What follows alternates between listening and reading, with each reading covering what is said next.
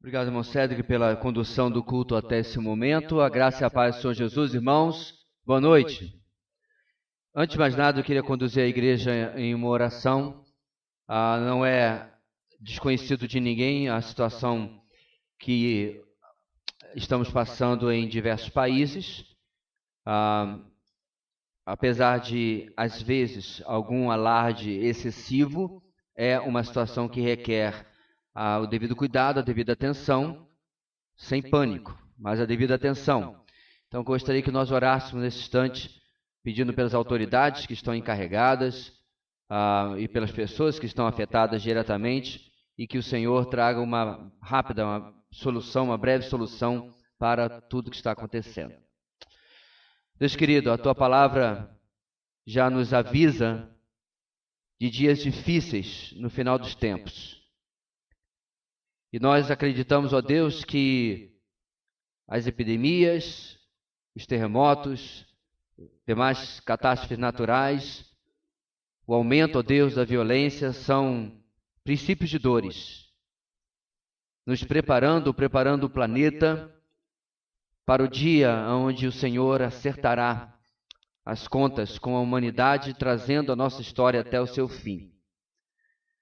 Nós pedimos, ó Deus, que esse momento que a Terra está passando, que a humanidade possa receber, ó Deus, do Senhor, graça e misericórdia, e que Tu possas fortalecer as autoridades que estão encarregadas, trazendo estratégia, sabedoria, responsabilidade. E que brevemente, ó Deus, essa seja também mais uma página virada na história, que possamos voltar à nossa normalidade. Oramos pelas famílias enlutadas, que eles possam, ó Deus, também receber o socorro, o apoio do Senhor que tanto precisam nesse momento. Seja conosco nessa noite, ó Deus, quando vamos expor a Tua palavra, ouvir a Tua palavra, que ela possa ser o martelo que esmiuça, que nosso coração saia daqui edificado, movido pela Tua palavra. É o que oramos em nome de Jesus. Amém. Muito bem, meus irmãos, essa é a nossa 48ª mensagem no livro de Atos, e hoje estamos no capítulo número 23, para onde eu quero convidar você a voltar a sua atenção, onde, na verdade, continuaremos o capítulo 23, onde já adentramos na semana passada. Estamos aí nos aproximando do final do livro de Lucas, o segundo livro de Lucas, o livro de Atos dos Apóstolos, aonde nós temos caminhado já há mais de um ano. E na semana passada, na mensagem do capítulo 22, já entrando no capítulo 23, rapidamente para lembrar, nós vimos como Paulo é cuidado pela soberania de Deus, enquanto sua vida estava em risco, por Deus providenciar recursos durante a história de Paulo, que ele vai usar agora para que ele não caísse nas mãos dos seus perseguidores. Nós também vimos Paulo responder com verdade diante daqueles que o agrediam, diante daqueles que agiam de maneira desleal para com ele, ele responde com a verdade, mas também responde com submissão, uma vez que aquela era uma autoridade do povo judeu. E ali ele usa do conhecimento que o Senhor o havia dado para reverter, para virar o jogo ali naquela situação. E ali Paulo sai sem nenhum arranhão de uma audiência com o Sinédrio, o mesmo grupo que havia condenado a Jesus e havia condenado a Estevão. Então Paulo ali é poupado por Deus por tudo aquilo que o Senhor preparou para esse momento, porque ainda havia uma história na vida de Paulo para o Senhor cumprir. E nós vimos finalmente, especialmente no último versículo 11, logo antes do texto que nós vamos começar hoje, o Senhor Jesus mais uma vez fortalecendo o apóstolo Paulo, e nós vimos como o Senhor nunca nos abandona. E hoje, irmãos, nós vamos continuar confirmando esse grande tema do livro de Atos, o livro de Atos que nós temos visto desde a primeira mensagem, que é: apesar da oposição, a Igreja de Cristo cresce triunfante, proclamando o Evangelho da salvação. Amém. Está na ponta da língua, né? Também depois de um ano fica mais fácil. Hoje, continuando o capítulo 23, nós veremos, meus irmãos, um tipo de ódio muito peculiar. Um ódio à mensagem do Evangelho, contra a mensagem do Evangelho, que irá levantar uma oposição, talvez uma das mais radicais que nós já vimos no livro de Atos, contra o apóstolo Paulo. Porém, nós vamos ver também como Deus vai agir de maneira sutil nos detalhes e vai providenciar circunstâncias para livrar a Paulo mais uma vez. Um ódio muito grande, muito radical, mas que não será suficiente para impedir que Deus salve mais uma vez seu servo, como eu acabei de dizer, porque ele ainda tinha propósitos, objetivos na vida de Paulo para que ele o cumprisse. Isso me lembra muito, irmãos, a frase do autor puritano que escreveu que nós somos eternos até que tenhamos cumprido o propósito de Deus na nossa vida. É provável, irmãos, que Paulo, a cada livramento, ele ficava pensando, será que esse é o último? Será que a minha cota chegou até o final? Porque nós sabemos pela história que, eventualmente, isso acontece depois do livro de Atos, ok? Paulo é finalmente preso e é decapitado, e aí chega até o final a sua história na terra, porque ele com certeza foi recebido nos céus, recebendo o galardão por tudo aquilo que fez. Isso que eu acabei de escrever, meus irmãos, na grande ideia da mensagem de hoje, vai ser compreendida da seguinte maneira: nas mais radicais dificuldades, um soberano Deus cuida de nós. Nas mais radicais dificuldades, um soberano Deus cuida de nós. Em outras palavras, não há problema maior do que o nosso Deus possa resolver. Não há perseguição, luta, dificuldade, oposição que seja maior do que o nosso Deus possa resolver. Isso nós vimos sobejadamente, irmãos, no Antigo Testamento. Passamos, por exemplo, no livro de Juízes, pela história de Gideão. Lembra bem? Havia uma grande oposição contra o povo de Deus. Deus levanta Gideão e, para provar de que o livramento estava vindo de Deus e não dos homens, Deus diminui o exército de Israel até apenas 300 homens. E ainda assim, dá a vitória ao Senhor. E assim, meus irmãos, nós vimos Deus suprindo, guardando, protegendo o seu povo, mesmo quando ele está em menor número. Outro exemplo que eu gostaria de lembrar é do rei Josafá. Josafá recebe a notícia que um grande exército vinha contra ele. Josafá se quebranta, reúne o povo em Jerusalém para orar.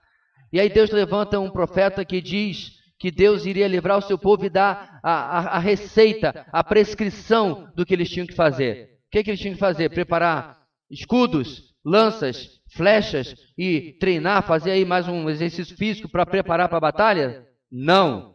Eles tinham que pegar os cantores, os levitas, os músicos, colocar na frente do exército e eles irem louvando a Deus. E se você vai ler lá a passagem de Josafá, eles ganham daqueles inimigos sem levantar sequer uma espada.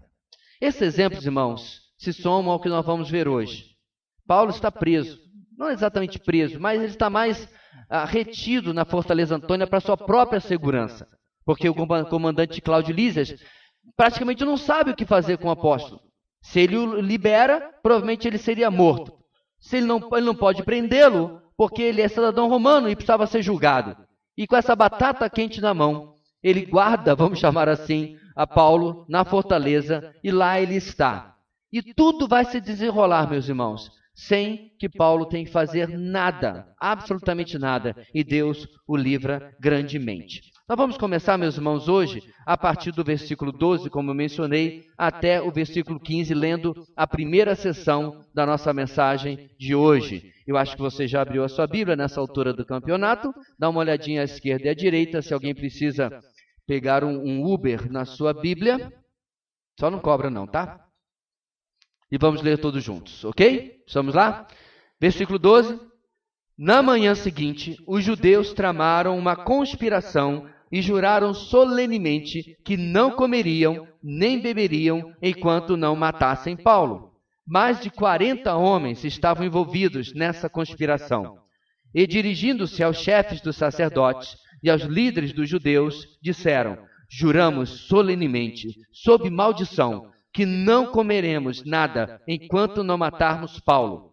Agora, portanto, vocês e o Sinédrio, peçam ao comandante que o faça comparecer diante de vocês, com o pretexto de obter informações mais exatas sobre o seu caso.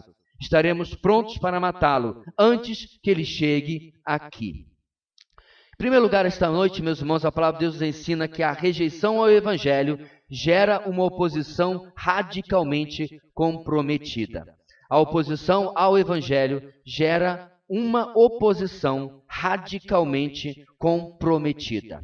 O nosso texto começa, ele surge com uma coisa estranha, surge de uma maneira estranha, depois do que aconteceu anteriormente, de parte do Sinédrio parecer até que tem ficado do lado de Paulo. Nesse caso, me refiro ao lado dos fariseus. É o texto semana passada, onde Paulo, defendendo-se, disse crer na ressurreição dos mortos e dizendo que, inclusive, essa era a razão pelo qual as pessoas estavam contra ele. E o Sinédrio se dividiu, porque os fariseus acreditavam na ressurreição dos mortos e os saduceus não acreditavam nem na ressurreição dos mortos, nem em anjos e nem em nada sobrenatural do Antigo Testamento. Paulo usa isso, seu conhecimento, como eu mencionei, a seu favor, e ali cria uma enorme briga ali entre eles, e Paulo acaba sendo levado pelo comandante dali para que a sua vida fosse preservada mais uma vez. Inclusive, nessa confusão, os fariseus, inclusive, aproveitam para dar uma cutucada nos saduceus. Não vemos nenhum mal nesse homem. E eles dizem, quem sabe se algum espírito ou anjo falou com eles. Pegaram a referência, saduceus. E a coisa ficou feia. O tempo fechou, porque eles eram radicalmente contra em termos de a forma como encaravam a Torá, a Tanakh, os escritos do Antigo Testamento, e assim Paulo se livrou daquilo que aconteceu. Bem, depois disso, de certa forma, tão favorável ao apóstolo, o que acontece no versículo 12, porque o texto diz no dia seguinte, na manhã seguinte.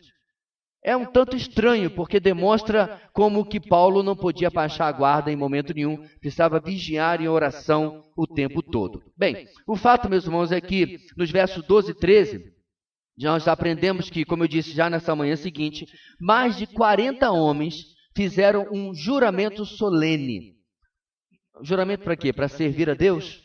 Um juramento para ter uma vida mais piedosa? Um juramento para buscar santidade?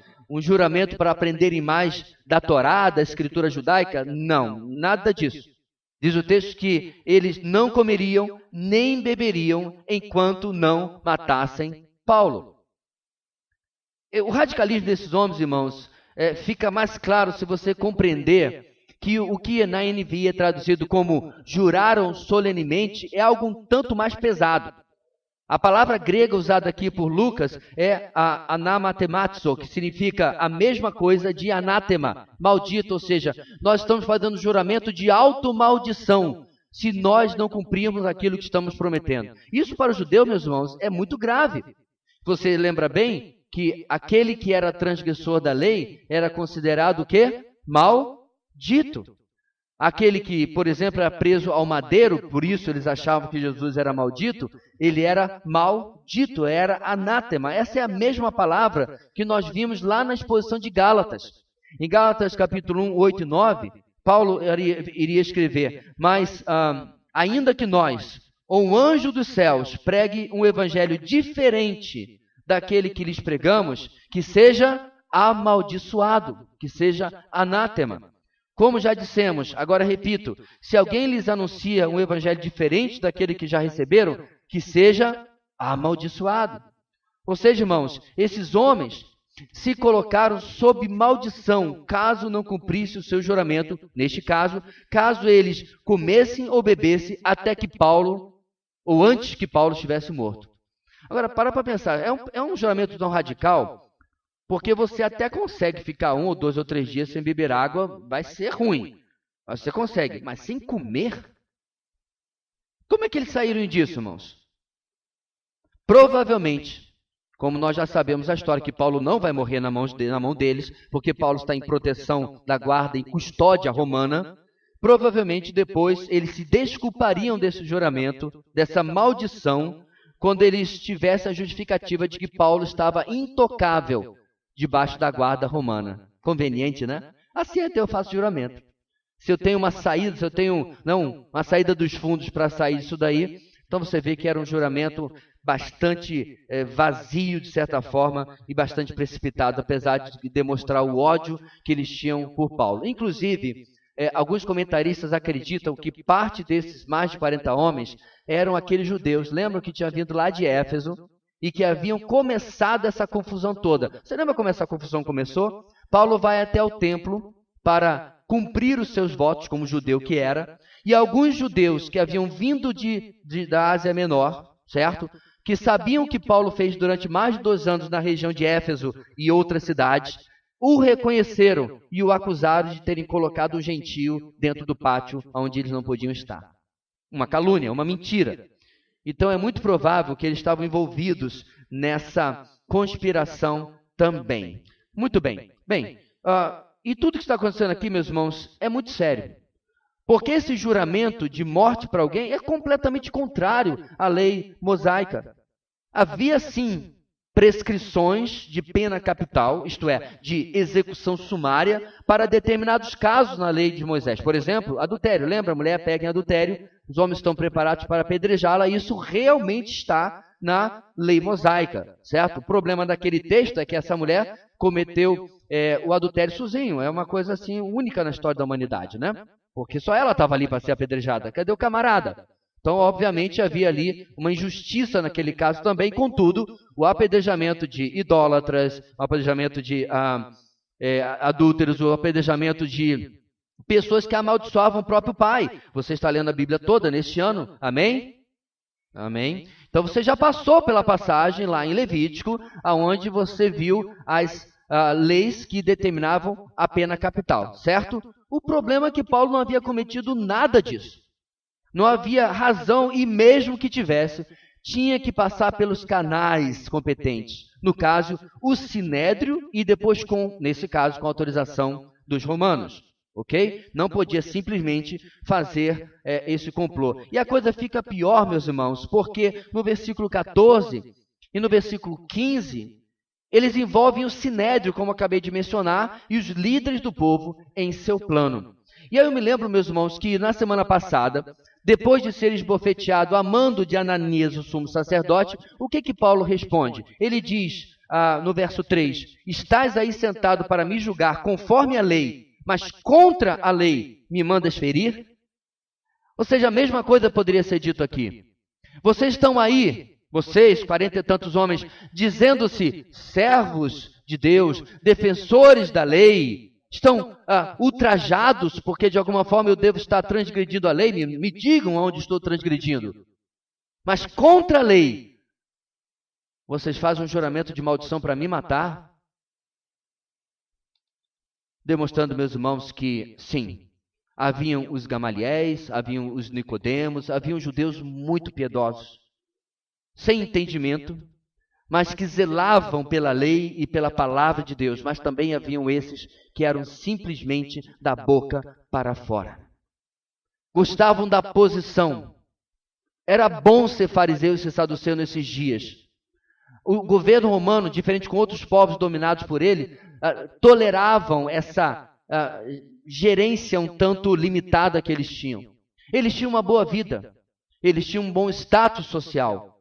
E com certeza, Paulo e a sua mensagem, como os cristãos antes dele e como o Senhor Jesus, principalmente antes de todos, era uma enorme ameaça para o status quo, para a situação que eles experimentavam. E com certeza eles não se sentiram constrangidos em unir-se a eles nessa conspiração de morte. Qual era a contribuição? Eles iam pedir ao comandante Cláudio Lísias que trouxesse Paulo novamente para esclarecimentos, ok? Para perguntar novamente qual era o problema da sua causa, e ali ia ser armada uma emboscada, ele seria morto. Bem, meus irmãos, essa junção para o mal me lembra muito bem o Salmo 1. No começo do Salmo 1 nós lemos: como é feliz aquele que não segue o conselho dos ímpios, não imita a conduta dos pecadores, nem se assenta na roda dos zombadores. Porque nós vamos ver, meus irmãos, que esse propósito para o mal será frustrado exatamente porque Deus vai usar alguém que não vai cair nisso que o Salmo 1, versículo 1, acabou de nos dizer. Que não vai se juntar àqueles que planejam para o mal, que não vai se juntar àqueles que têm uma oposição radicalmente comprometida com fazer e executar o mal contra as pessoas. Que nós, meus irmãos, sempre na nossa vida, estejamos longe desse meio. Eu me lembro, queridos, assim que nós chegamos em Boa Vista, comemoramos agora, no dia 1º de março, 24 anos nesta cidade, e eu me lembro que logo que cheguei, eu percebi que nós vivemos muito perto, por exemplo, da política. A política, ela é um mal necessário. É necessário haver a política, haver a governança e tudo mais. Mas eu e você sabemos muitas vezes da sujeira que é nesse meio. E rapidamente eu comecei a conhecer irmãos que eram de uma forma ou de outra amigos do poder. Mas, meus irmãos, eu via muitas vezes pessoas que eram amigos do poder, mas pareciam aquilo que Tiago nos adverte no capítulo 4. A amizade com o mundo é inimizade com Deus. Vendiam praticamente ou metaforicamente a própria alma para fazer os negócios, para fechar os acordos. É exatamente, meus irmãos, essa junção para o mal que nós devemos estar bem longe, o máximo possível, e assim influenciar o mundo de outra maneira. O fato é que, neste contexto, essa junção para o mal é um ódio em resposta à pregação do Evangelho. Bem, mesmo num país livre como o nosso, meus irmãos, eventualmente nós vamos ver isso. Nós vamos ver isso acontecendo de uma maneira ou de outra. Há 2 semanas atrás eu contei para você o testemunho que eu assisti, não é no Brasil, é verdade, mas é num país livre, em Israel, e um irmão nosso pregava o Evangelho no seu momento de almoço, antes do trabalho, depois do trabalho, nunca no expediente. E ainda assim, depois de algumas semanas, quando o seu chefe percebeu isso, depois de 14 anos e meio nessa empresa, esse chefe o chamou, perguntou se ele estava fazendo isso e o demitiu sumariamente. O que ele está fazendo? Falando mal do chefe? Se rebelando? Deixando de trabalhar? A produtividade caiu? Nenhuma das opções. Apenas porque ele estava pregando o Evangelho. Cada vez mais, meus irmãos, os cristãos vão ser vistos como intolerantes, como tudo aquilo que você já vê por aí nas redes sociais, como retrógrados, como conservadores, no sentido de que querem voltar atrás para um modo de vida que não é progressista, que não é para frente, e com certeza não seremos as pessoas mais queridas da nossa sociedade.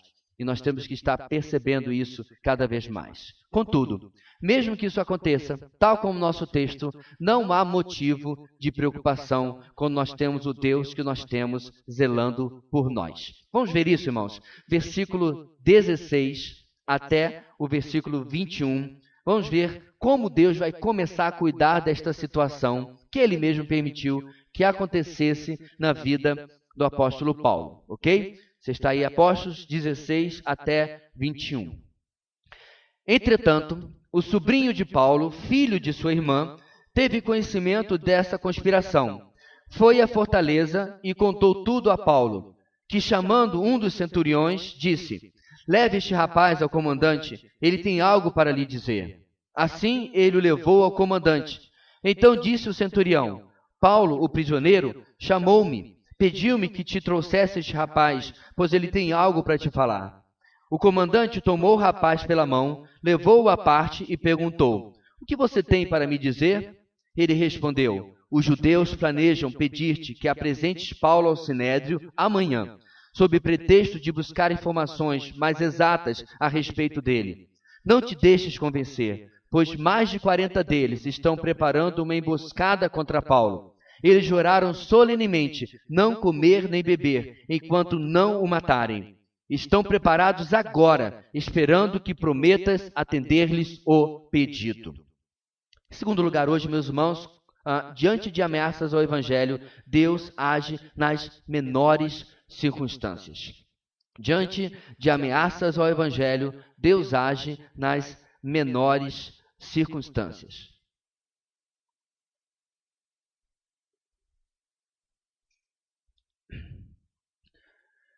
Nosso texto continua com aquilo que nós chamamos nos filmes, nas séries, de um plot twist. Sabe o que é isso?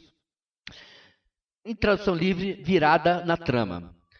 A narrativa está indo para um lado e o autor, o escritor, ou quem fez aquela peça, ou aquele filme, coloca essa virada de jogo, esse plot twist, essa virada na trama, aonde você, às vezes, inclusive, é surpreendido. Rapaz, eu não pensei que ia acontecer dessa maneira.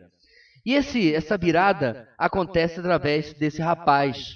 O cenário aqui apresentado no primeiro trecho, o cenário preocupante, ele é separado agora por um entretanto. É como começa o versículo 16 que você tem à sua frente. E esse entretanto traz um pequeno detalhe. Qual é o pequeno detalhe? Havia um espião de Deus perto desses mais de 40 homens. Havia um jovem lá que ouviu aquilo que eles haviam tramado. E o versículo 16 identifica esse jovem, esse espião, como sobrinho de Paulo, filho de sua irmã. Essa é toda a informação praticamente que nós temos deles.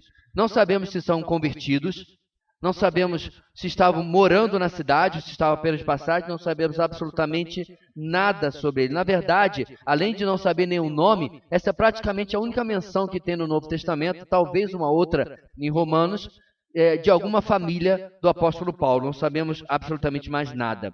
E aqui, meus irmãos, não se trata de um adolescente. A palavra usada aqui por Lucas para descrevê-lo e traduzido como rapaz na nossa Bíblia, denota, na verdade, alguém com mais de 20 anos, talvez até com mais de 30 anos. É a mesma palavra usada lá para Eutico, aquele que, na longa pregação de Paulo, cai da janela, não é isso? E morre, e Paulo o ressuscita. A mesma palavra, ou seja, não era um garoto, era já um rapaz. E provavelmente por ser um rapaz, ele talvez tenha sido convidado para participar dessa conspiração, porque eles não sabiam que ele era parente de Paulo. E por isso, ele fica sabendo daquilo que estava sendo combinado, e assim ele pode ser usado por Deus aí. E mais uma vez nós vemos, meus irmãos, a aplicabilidade do versículo 1 de Salmo 1. Ele não está indo no caminho dos pecadores, dos que planejam mal, dos zombadores, na roda dos escarnecedores. Ele se afasta desse meio e é usado aí por Deus. Então o que ele faz? Ele conta para Paulo, o qual, com a ajuda de um dos centuriões, consegue que o rapaz leve o assunto até o comandante Cláudio Lísias. Lhe conta tudo o que havia descoberto e toda a conspiração que havia contra Paulo debaixo do juramento de maldição. E é isso que nós vemos até o versículo 21. Irmãos, diante de um fato que certamente não passou pelas mentes desses conspiradores que poderia acontecer, Deus começa a salvar a vida de Paulo. Porque para pensar, Jerusalém é a maior cidade de toda aquela região. É uma cidade com centenas de milhares de pessoas. É uma cidade com gente que você nem conhecia. Os melhores de matemática do que eu podem calcular qual é a probabilidade de exatamente esse rapaz, esse jovem, ficar sabendo daquilo que estava sendo conspirado. Porque é provável, inclusive, que outros foram procurados. Olha, estamos nos juntando para dar um fim na ameaça chamada Paulo de Tarso. Nós vamos ter um complô contra ele, vamos fazer assim, assim, assim. Você está dentro ou está fora? Várias pessoas devem ter sido convidadas, sondadas para participar disso. E entre elas, alguém ligado por sangue a Paulo e que Deus usa para mexer nessas circunstâncias, mexer nessas ameaças e evitar que acontecesse aquilo que aconteceu, ou que iria acontecer caso não fosse intervido. O meu ponto aqui, meus irmãos, e que me chamou a atenção, é como muitas vezes nós estamos diante de uma situação de impossibilidade, estamos diante de uma situação de dificuldade, e estamos orando. Assunto da matéria de hoje de manhã na EBD, estamos fazendo o correto, estamos colocando diante de Deus. E tempos depois, Deus solucionando aquilo, alguém pergunta, meu irmão, aquele problema que você estava passando, como é que você solucionou? Aí você dá aquele sorriso, esse rapaz, você não vai acreditar. E você conta de qual maneira, às vezes, calma, serena e tranquila, sutil, Deus resolveu algo que estava completamente longe da sua possibilidade, longe do seu alcance. Muito bem, nós estávamos perdidos pela cidade velha de Jerusalém, na nossa noite de chegada. E já tínhamos ido para lá e para cá, e já tínhamos rodado, estava muito cansado, né? porque alguém disse que os homens têm que carregar as malas maiores, eu já estava com minhas pernas, não estava aguentando mais de puxar aquelas malas. Se arrependimento matasse, eu tinha levado 2 camisetas e uma calça. E lá íamos nós, para cima e para baixo. As ruas não batiam. E o bendito do navegador fugia, perdia o rumo, quando a internet faltava. E aí nós passamos por um rapaz, perguntei a ele algo em inglês, cumprimentei primeiro com shalom, cumprimentei alguma coisa em inglês, e aí ele respondeu e eu falei, brasileiro? Ele, sim, brasileiro. E o nome dele era Marcelo, missionário em Jerusalém aos judeus. Botei uma foto para a igreja, os irmãos lembram na época, botei uma foto também, e ele praticamente 10, 15 minutos, né, podendo falar hebraico que eu não falo, só muito mal leio o Antigo Testamento, que é um hebraico completamente diferente do de hoje. Ele pôde perguntar às pessoas, e aí 10, 15 minutos nós estávamos subindo a escada para o lugar que nós tínhamos alugado. E eu fiquei pensando, né, ali já pôde muitas horas, como que isso aqui vai se solucionar? E eu estava orando, porque, como falamos hoje de manhã, irmãos, nós podemos orar por circunstâncias da nossa vida. A gente precisa orar só pelo coronavírus, não, pode orar pela gripezinha que você está passando também. E Deus, de uma maneira sutil, simples, interfere com as menores circunstâncias e soluciona o nosso, não era nem de perto o problema que temos no texto, mas soluciona o nosso problema. O ponto aqui, meus irmãos, é que Deus pode sim fazer algo extremamente fantástico e realizar algo contra o inimigo que está de fora dos muros, ameaçando, entristecendo e enfraquecendo o povo. Lembra quem foi esse? Senaqueribe. Mas Deus pode solucionar esse problema de maneira simples também.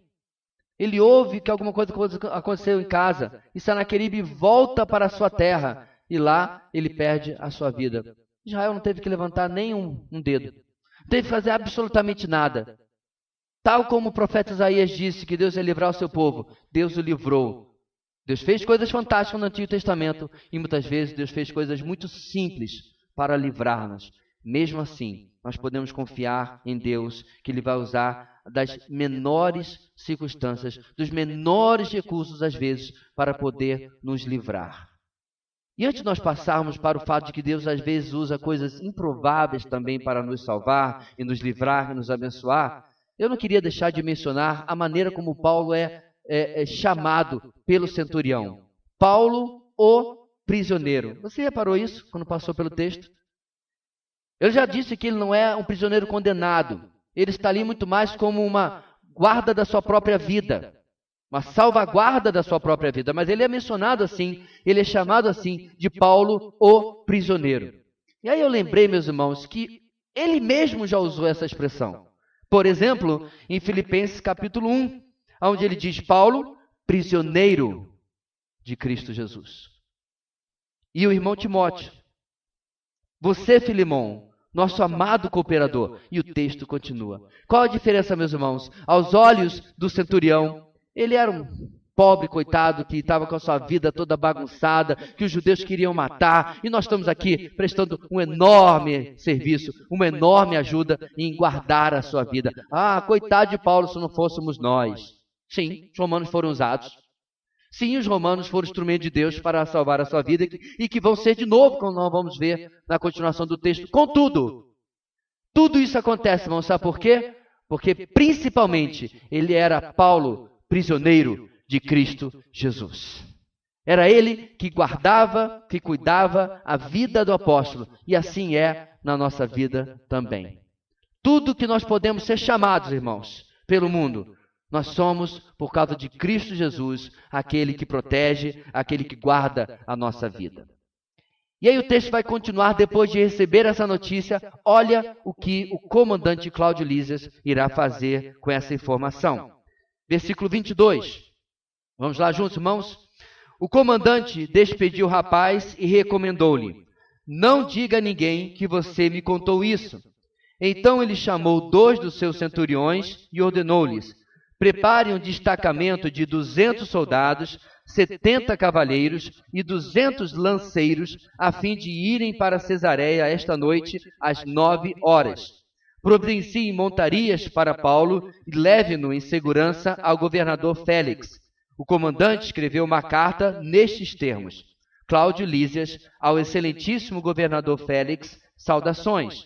Este homem foi preso pelos judeus que estavam prestes a matá-lo, quando eu, chegando com minhas tropas, o resgatei, pois soube que ele é cidadão romano.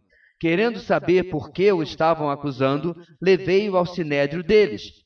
Descobri que ele estava sendo acusado em questões acerca da lei deles, mas não havia contra ele nenhuma acusação que merecesse morte ou prisão. Quando fui informado de que estava sendo preparada uma cilada contra ele, enviei-o imediatamente a Vossa Excelência. Também ordenei que os seus acusadores apresentem a Vossa Excelência aquilo que têm contra ele. Os soldados, cumprindo seu dever, levaram Paulo durante a noite e chegaram a Antipátride.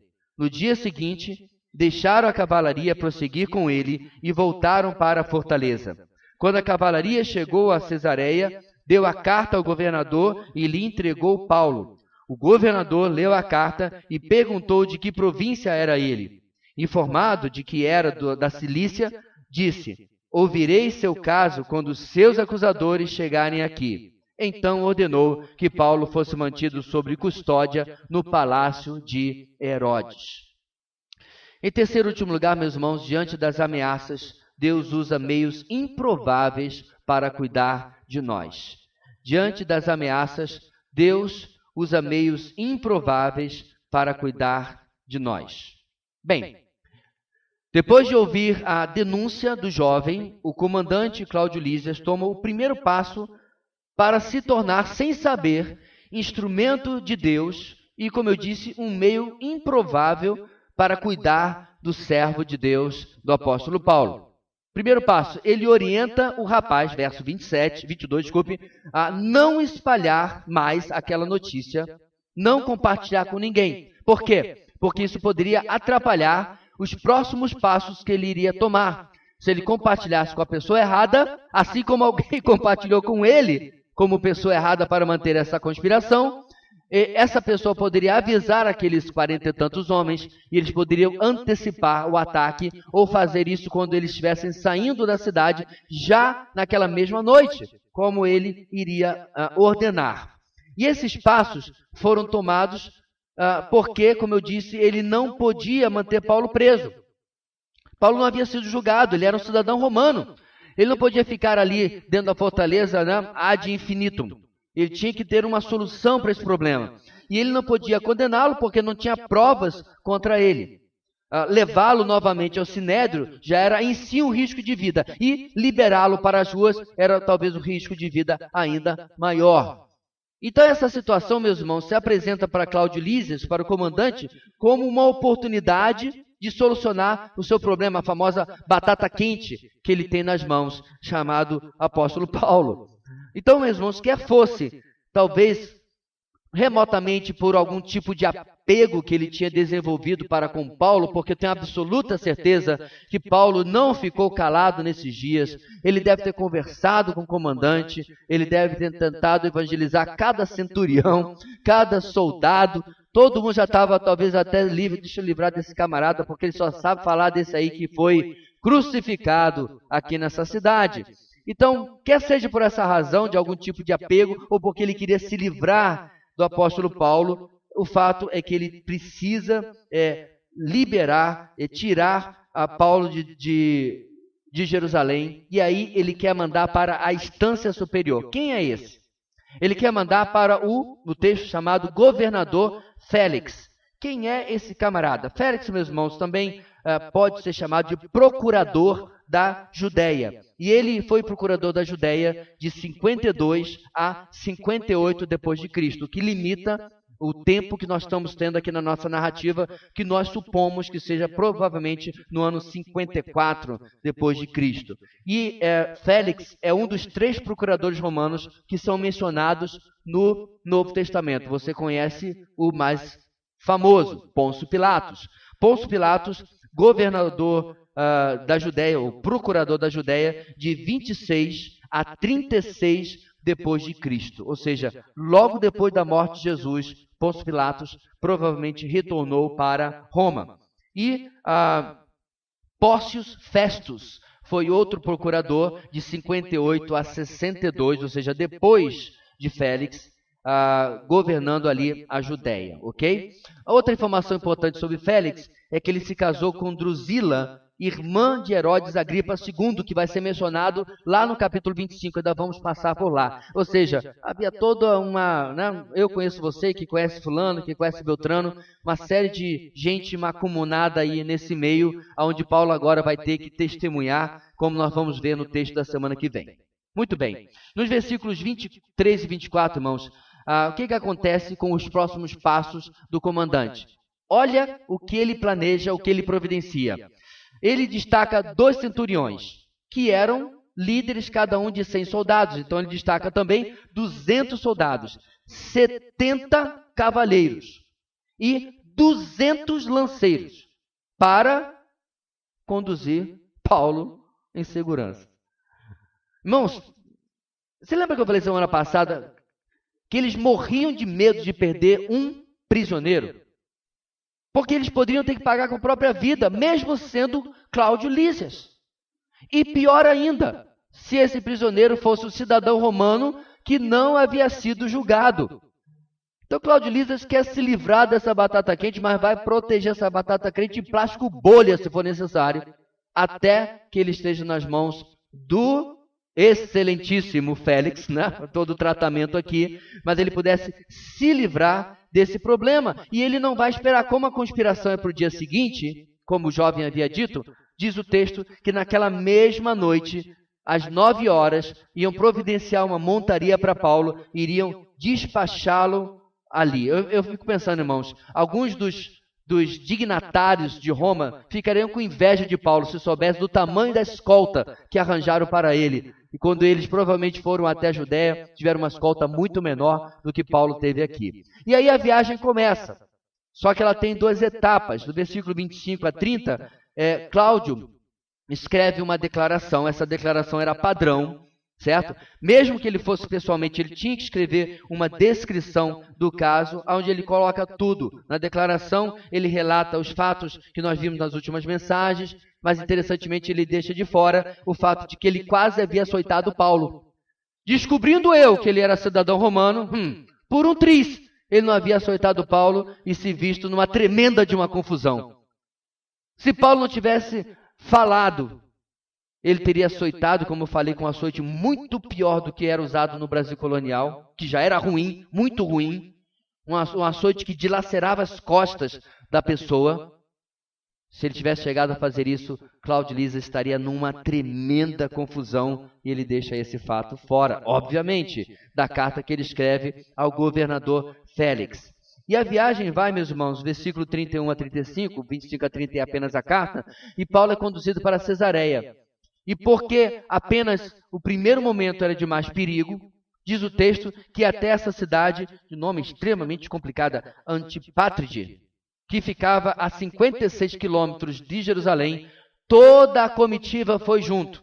A partir dali, apenas a cavalaria. Então, para pensar, os 200 soldados foram a pé até Antipátride, depois voltaram 56 quilômetros de volta a Jerusalém para levar apenas um homem. Eles devem ter ficado felizes da vida. Quem é que serviu? Você gostava das marchas? Era ótimo, né? Maravilhoso. Gostava, não, Alexandre? Tão bom. Eu não servi, irmãos, mas no seminário eles tinham um gosto de fazer a gente subir a pedra grande. E ela é grande. Não é só força de expressão. E o caminho é longo para chegar até lá. Marcelo, teste todo mundo fez, né? Aluno para lá da vida que não subia até a pedra grande, né? Com certeza não estudou lá direito, não. E nós subimos várias vezes durante o nosso curso. E era uma alegria. No começo você vai, né? Cantando, né? Solta o cabo da nau, os cânticos da época, né? As coisas assim e tal. Depois de alguns quilômetros você já está assim, Senhor, o que eu vim fazer aqui? Vim aqui para estudar teologia, né? Se eu quisesse marchar, tinha ido para o exército.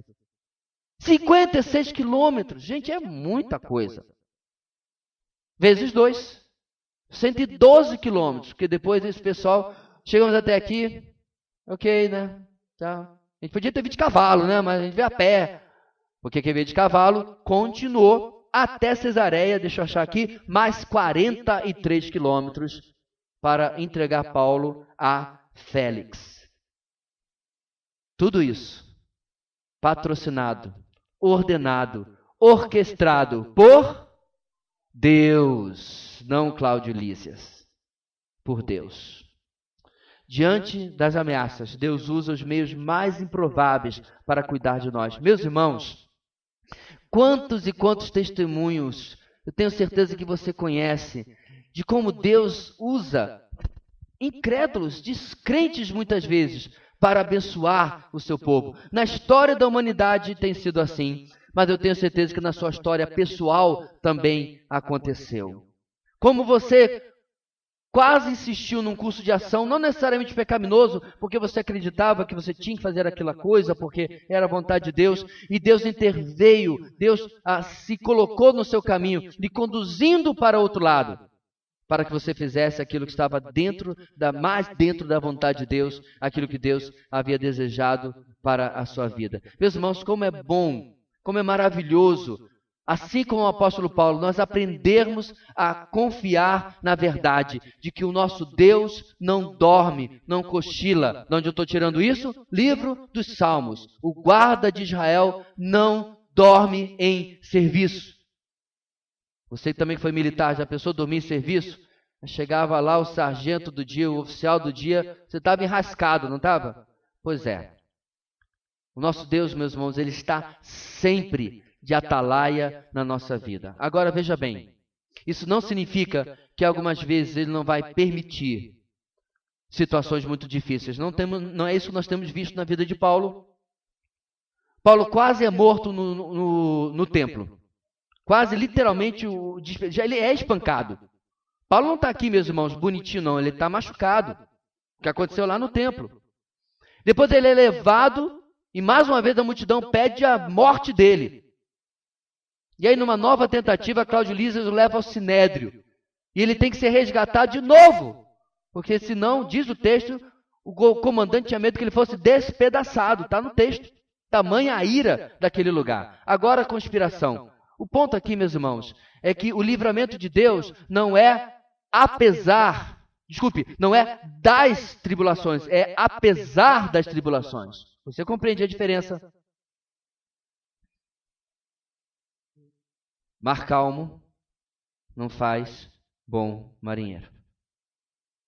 Deus permite, meus irmãos, mesmo na vida de alguém que eu tenho absoluta certeza que nós consideramos um cristão maduro, na vida do apóstolo Paulo, tudo isso, para que ele seja glorificado na vida do seu servo e naquilo que ele está fazendo.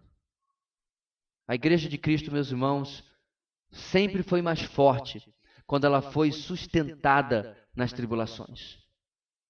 Quando ela passou por extrema e desnecessária, às vezes, calmaria, nós não nos fomos bem. Muitas vezes perdemos o nosso rumo. Começamos a ir atrás de coisas que não eram o interesse de Deus e a instrução da palavra.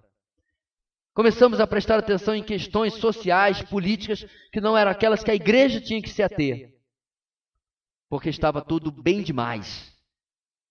Mas olha que interessante, meus irmãos, quando você vai na igreja perseguida, quando você vai na igreja que está debaixo de constante oposição, você dificilmente encontra uma heresia, você não encontra teologia da prosperidade, você não encontra confissão positiva, você não encontra entretenimento gospel. Não é interessante?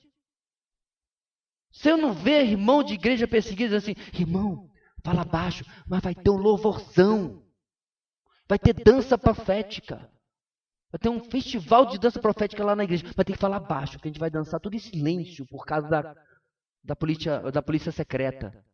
Você não encontra isso não. Os irmãos se reúnem para estudar a palavra, os irmãos se reúnem para adorar, muitas vezes em extremo silêncio, e se reúnem para orar. E olha que interessante, meus irmãos, estão satisfeitos espiritualmente. Ai da igreja brasileira que não se contenta enquanto não faz uma prosopopeia qualquer. Uma igreja que não se contenta enquanto não ouve do juiz. Quesito alegoria 10, nota 10. Que não se contenta de apenas testemunhar do Deus que lhe tirou das trevas para a luz. Que nós possamos aprender, meus irmãos, como o Senhor deseja mover-se sim nas nossas vidas e na nossa igreja. Mas olhamos para Atos, como temos olhado há mais de um ano, e vemos como que Deus opera isso na sua igreja, sempre através do básico da palavra. Vimos isso lá no começo, na quarta, quinta mensagem, como a igreja era edificada com o básico da palavra, com a estrutura da palavra. Básico não é necessariamente elementar, mas é a base que nós necessitamos. E como essa igreja perseverava mesmo diante de grande tribulação, exemplificado aqui na vida do apóstolo Paulo. Assim, nas mais radicais dificuldades, um soberano Deus cuida de nós. Vamos ousar mais uma vez esta semana, irmãos. Dar a proverbial cara a tapa. Nos expor pregando a palavra. Colocando as opiniões da palavra de Deus diante das situações que o nosso mundo atual está vivendo. Colocar aquilo que o Senhor tem nos instruído pela sua palavra. Mesmo que às vezes as oposições e as reações sejam as piores possíveis. E sabendo que o nosso Deus está cuidando de tudo e que Ele jamais, que Ele nunca irá nos desamparar. Assim como Ele dá para o apóstolo Paulo um roteiro, dizendo, olha, assim como você testemunhou de mim em Jerusalém, você vai testemunhar também em Roma. Que nós possamos saber, meus irmãos, de novo emprestando a frase do puritano, que nós somos eternos. Até que temos cumprido o propósito de Deus. Nós podemos aplicar essa frase a tudo. Você vai continuar naquele emprego até que tenha cumprido o propósito de Deus para aquele lugar na sua vida. Você vai continuar naquela amizade, naquele relacionamento, naquela circunstância. Faça ou façamos aquilo que Deus espera de nós. Porque o ponto final, meus irmãos, o fim da linha, quem determina? Não é Cláudio Lisas, não é Félix e nem é César. Quem determina é o verdadeiro Kairos. Aquele que dá a oportunidade no tempo que Ele determina na nossa vida, o nosso Deus. Amém? Deus querido, esta semana nos leva à confiança de que se for necessário, ó Deus, Tu usarás as autoridades, os poderes deste mundo para abençoar a Tua igreja, para abençoar os Teus filhos. Tu usarás, ó Deus, circunstâncias que muitas vezes podem até nos escapar à percepção. E muitas vezes até trazer livramentos que nem sequer perceberemos para cuidar de nós. Como é acalentador, Senhor, saber que estamos o tempo todo guardados por Ti. O tempo todo dirigidos, orientados pelo Senhor. Ajuda-nos, ó Deus, a não apenas valorizarmos isso, mas encher-nos de confiança, porque assim o Senhor tem agido nas nossas vidas. Nós Te louvamos, ó Deus, por esse texto, por esse exemplo que o Senhor resguardou e guardou para nós, para que nós possamos estar motivados, edificados, pela confiança que podemos ter no Deus que nos guarda. É o que oramos em nome de Jesus. Amém e amém.